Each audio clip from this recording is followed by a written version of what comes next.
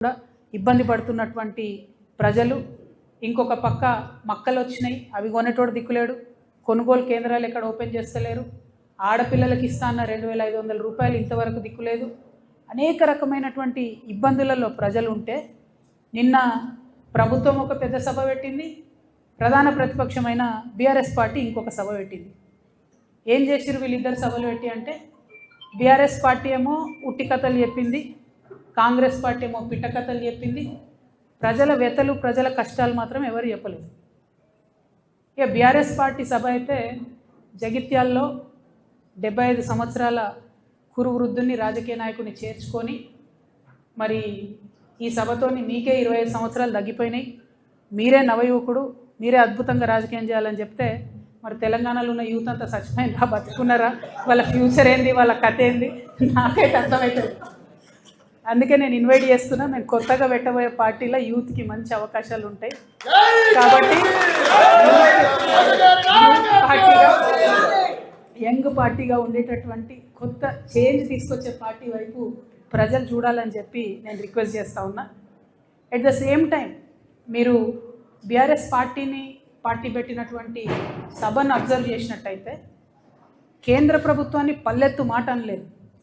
జాతీయ పార్టీని అని చెప్పుకునేటటువంటి పార్టీ ఇవాళ దేశవ్యాప్తంగా చర్చ అవుతున్న అంశం ఏంది? మహిళా బిల్లు, డీలిమిటేషన్. ఈ రెండిటి మీద కనీసం పల్లెత్తు మాట అనలేదు. ఆడబిడ్డలకు ఒక భరోసా ఇవ్వలేదు. రాజకీయంగా మీరు ముందుకు రావడానికి మేము నిలబడి ఉంటాం, మీకు అండగా ఉంటాం అనే భరోసా ఇవ్వలేదు. అంటే ఆ పార్టీలో ఆడబిడ్డలకు ఎప్పుడు గౌరవం ఉండదు అనుకోండి, అది వేరే విషయం. కానీ చూస్తే మందేమనుకుంటారు అనడానికన్నా కనీసం మరి మహిళా బిల్లు పోయింది, మేము జాతీయ పార్టీ, దాని మీద మాకు విధానం ఉంటుంది, దీని మీద మేము పోరాటం చేస్తామన్న మాట కూడా బీఆర్ఎస్ పార్టీ మాట్లాడకపోవడం అన్నది నిజంగా శోచనీయం. ఇదైతే ఇంకొకటి ఏంటంటే గమ్మత్తు, ప్రజల్ని బ్లేమ్ చేయడం, ప్రజల్ని తప్పుపట్టడం, మా ఓటమికి మీరే కారణం, ఇక మీరు ఓటేసిరు తప్పు దిక్కు మీరు అనుభవించండి అని ఒక పక్క ప్రజలను తప్పుపట్టడం, ఇంకొక పక్క రాజకీయ పునరేకీకరణ పేరుతోని ప్రజలను తప్పుదోవ పట్టించడం. ఎవరండి ఈ జీవన్ రెడ్డి గారు? ఆనాడు వైఎస్ రాజశేఖర రెడ్డి ఉన్నప్పుడు ఉద్యమం కోసం రాజీనామా చేసి ముందుకెళ్తే 2 సార్లు ఉద్యమ నాయకత్వం మీద పోటీ చేసిందే ఈ జీవన్ రెడ్డి గారు. పచ్చి తెలంగాణ వ్యతిరేకి. రాజశేఖర రెడ్డి ఉంటే చాలు నాకు తెలంగాణ ఎందుకన్న వ్యక్తిన. అంటే రాజకీయ పునరేకీకరణ పేరుతోని తెలంగాణ వ్యతిరేక శక్తుల్ని తీసుకొచ్చి తెలంగాణ పునర్నిర్మాణ యజ్ఞం చేస్తామని చెప్తే ఇక ఒక్కటే అర్థమైంది నాకు, 1000 ఏళ్ళైనా బీఆర్ఎస్ పార్టీ మారదు. తెలంగాణ ఉద్యమకారుల గురించి ఒక ఊసు లేదు, తెలంగాణ ఉద్యమకారుల గురించి ఒక మాట లేదు. కాంగ్రెస్ ప్రభుత్వం తెలంగాణ ఉద్యమకారుల్ని మోసం చేస్తూ కేకే కమిటీ వేస్తామని కాలయాపన చేస్తే ఒక్క మాట కనీసం బిచ్చమెత్తుకుంటున్నాడు ఉద్యమకారులు. రేపు భిక్షాటన చేస్తారట. అవమానం అనిపిస్తుంది, కళ్ళకి నీళ్ళు వస్తున్నాయి, దుఃఖం వస్తుంది. పిడికిలెత్తి పోరాడినటువంటి నా ఉద్యమకారుల అన్నదమ్ములు బిచ్చమెత్తుకుంటారు ఇవాళ రోడ్ల మీద. మరి ఏం పునరేకీకరణ? వైఎస్ రాజశేఖర రెడ్డి కావాలన్న వాళ్ళతో పునరేకీకరణ. తెలంగాణ ప్రజలు, ముఖ్యంగా తెలంగాణ మేధావులు ఆలోచించాలని నేను కోరుతా ఉన్నా. ఇక వీళ్ళు ఒక రకమైతే కాంగ్రెస్ పార్టీ పెద్ద సభ, అధికారంలో ఉన్నారు, ఆర్భాటం హంగు, పెద్ద సభ పెట్టి ఏం మాట్లాడతారు వాళ్ళు? గుంటనక్క నిన్న ఢిల్లీ పోయింది, గుంటనక్క నిన్న ఢిల్లీ పోయింది. గుంపు మేస్త్రి ఏమంటాడు? ఆ గుంటనక్క ఢిల్లీకి ఎందుకు పోయిందో నాకు తెలుసు, ఆర్ఎస్ఎస్ పెద్దల్ని కలవడానికి పోయింది, కాళేశ్వరం కేసు లేదో అవుతుంది అందుకే పోయింది. నాకు సంపూర్ణంగా కోర్ట్స్ మీద విశ్వాసం ఉందండి, నాకు సంపూర్ణంగా కోర్ట్స్ మీద వాళ్ళ జడ్జిమెంట్ మీద విశ్వాసం ఉంది. కానీ ఒక ముఖ్యమంత్రి స్థాయిలో ఉన్న వ్యక్తి ఈ గుంటనక్క పోయి ఆర్ఎస్ఎస్ పెద్దల్ని కలుస్తుంది అని గుంటనక్కతో డీల్ మాట్లాడుతున్నా. ఏమంటుండు? నువ్వు చెప్తావా, నువ్వెవరు కలిసినావో నేను చెప్పాలనా? అరే నీకు తెలిస్తే నువ్వు చెప్పాలి కదా ప్రజలకు, నువ్వు ముఖ్యమంత్రివి కదా, నీకు బాధ్యత ఉంది కదా. అట్లా కాకుండా డీల్ మాట్లాడుతున్నాడు. నీకు తెలుసా, నాకు తెలిసి నువ్వు ఎక్కడికి పోయినావో నేను చెప్తా. ఏం మాటలు ఇవి?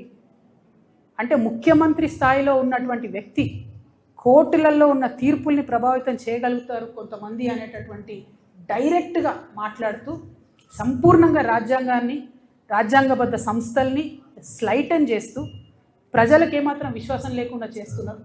అంతేకాకుండా ఏమంటాడు ఆయన? సేమ్ ఏదైతే ప్రజల పట్ల బీఆర్ఎస్ పార్టీ లెక్కలేనితనం ప్రదర్శిస్తుందో అదే లెక్కలేనితనాన్ని కూడా కాంగ్రెస్ పార్టీ ప్రదర్శిస్తే ఏమంటాడు ఆయన? నేను ప్రతిపక్షం లేకుండా చేస్తాను. నువ్వెవరు చేయడానికి? ప్రజలు కదా డిసైడ్ చేయాలి ఎవరు ప్రతిపక్షంలో ఉంటారు, ఎవరు అధికారంలో ఉంటారు, ఎవరికే పాత్ర ఉంటుంది. ప్రజలు కదా డిసైడ్ చేయాలి. వచ్చే 10 ఏళ్ళు నేనే అధికారంలో ఉంటే 7 ఏళ్ళు ఉంటావు. రైతు బంధా ఏడ ఇచ్చినావు? రైతు భరోసా సీజన్ మొత్తం అయిపోయినాక ఇస్తారా? నిన్న కూడా 5 ఎకరాలకే ఇచ్చారు. ఏమి ఇచ్చిందని? మీరు ఎందుకు అధికారంలో ఉంటారు? ఇల్లు కూడా కొట్టినందుకు అధికారంలో ఉంటారా? 2 నెలల పాప చచ్చిపోతే మాట్లాడలేదని అధికారంలో ఉంటారా? దేనికోసం అధికారంలో ఉంటారు? ఒక ఉద్యోగం ఇచ్చిరాని అధికారంలో ఉంటారా? జాబ్ క్యాలెండర్ ఇచ్చిరాని అధికారంలో ఉంటారా? దేనికోసం ఉంటారు అధికారంలో? ఎట్లా లేకుండా చేస్తారు ప్రతిపక్షాన్ని? ఏ లెక్కలేనితనం బీఆర్ఎస్ పార్టీ ప్రజల పట్ల ఇప్పటికీ ప్రదర్శిస్తున్నదో, ప్రజలే తప్పు చేసిరంటే ఆత్మవిమర్శ చేసుకుంటలేదు బీఆర్ఎస్ పార్టీ. అందుకే అంటున్నాయి 1000 ఏళ్ళైనా బీఆర్ఎస్ పార్టీ మారదు, అదే తోవలో కాంగ్రెస్ పార్టీ కూడా పోతున్నది తప్పితే వేరే ఏం లేదు. వీళ్ళిద్దరూ తూకిత్తా అంటే తూకిత్తా, నేను సభ పెట్టినా, నేను పెద్ద సభ పెట్టినా, ఇది తప్పితే బల ప్రదర్శన తప్పితే ప్రజల గురించి మాట్లాడింది లేదు, ప్రజల కోసం ఆలోచించేది లేదు. డెఫినెట్గా మారాలి పాలిటిక్స్. దయచేసి పాలిటిక్స్ మారాలి, ప్రజల సెంట్రిక్గా పాలిటిక్స్ జరగాలి, నాయకుల సెంట్రిక్గా కాదు, పార్టీల సెంట్రిక్గా కాదు. ప్రజలకు ఏదైనా ఇబ్బంది ఉంటే దాన్ని అడ్రస్ చేసేటట్టు రాజకీయ నాయకత్వం ఉండాలి. దానికోసమే ఈ రాష్ట్రంలో కొత్త రాజకీయ శక్తిగా మేము ఆవిర్భవించబోతా ఉన్నాం. 25వ తారీఖు నాడు ప్రజలందరినీ నేను రిక్వెస్ట్ చేస్తూ ఉన్నా, దయచేసి కథలు రండి, తరలి రండి. ఒక ఆడబిడ్డగా నేను ఒక ప్రయత్నం చేద్దాం అనుకుంటున్నా, ఒక కొత్త తరహా రాజకీయం చేద్దాం అనుకుంటున్నాను.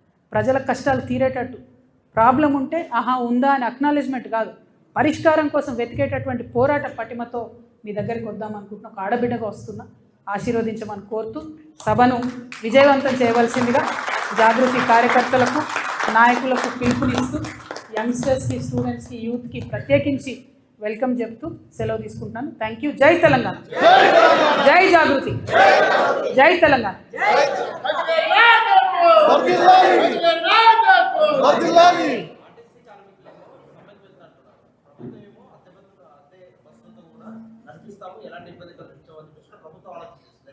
ఎగ్జాక్ట్లీ, లెక్కలేనితనం అండి. కార్మికులు అంటే లెక్కలేనితనం.